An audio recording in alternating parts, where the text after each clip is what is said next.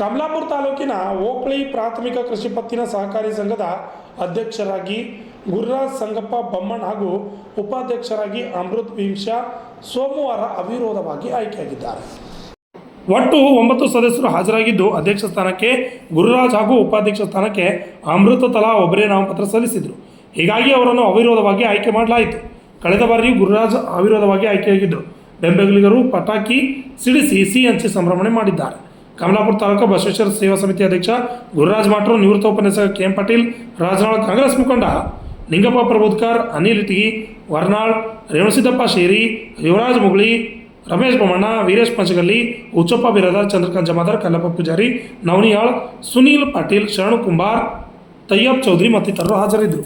Shashi Patil, RJ32 Kannada news, Kamalapur. Shri ಶಿವಶರಣಯ್ಯವರು ಅನುಮೋದಿಸಿರುವರು.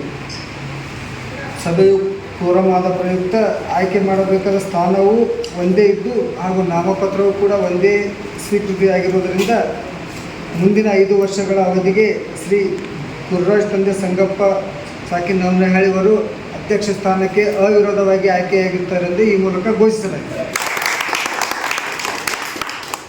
ಅದೇ ರೀತಿ ಉಪಾಧ್ಯಕ್ಷ ಸ್ಥಾನಕ್ಕೆ ಶ್ರೀ ಅಮೃತ್ ಭೀಮ್ಶಾ ಇವರು ನಾಮಪತ್ರ ಸಲ್ಲಿಸಿದ್ದು, ಸದರಿ ನಾಮಪತ್ರಕ್ಕೆ ಲಕ್ಷ್ಮೀಬಾಯಿ ಇವರು ಸೂಚಿಸಿರುವರು ಹಾಗೂ ನಾಗೇಂದ್ರಪ್ಪ ಇವರು ಅನುಮೋದಿಸಿರುವರು. ಅಧ್ಯಕ್ಷ ಸ್ಥಾನದಂತೆ ಉಪಾಧ್ಯಕ್ಷ ಸ್ಥಾನಕ್ಕೂ ಕೂಡ ಒಂದೇ ನಾಮಪತ್ರ ಸ್ವೀಕೃತಿಯಾಗಿರುವುದರಿಂದ ಮುಂದಿನ 5 ವರ್ಷಗಳ ಅವಧಿಗೆ ಶ್ರೀ ಅಮೃತ್ ತಂದೆ ಭೀಮ್ಶಾ ಇವರು ಉಪಾಧ್ಯಕ್ಷ ಸ್ಥಾನಕ್ಕೆ ಅವಿರೋಧವಾಗಿ ಆಯ್ಕೆಯಾಗಿರುತ್ತಾರೆಂದು ಘೋಷಿಸಲಾಗಿದೆ. ಇಷ್ಟು ಹೇಳಿ ಸಭೆಯನ್ನು ಮುಕ್ತಾಯಗೊಳಿಸಲಾಗಿದೆ.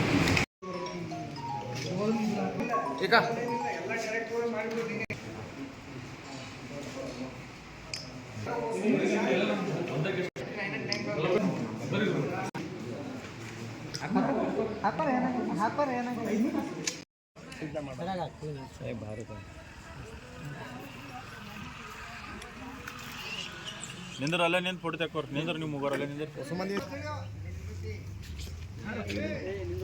ಯಾರಣ್ಣ ನಿಂದ್ರ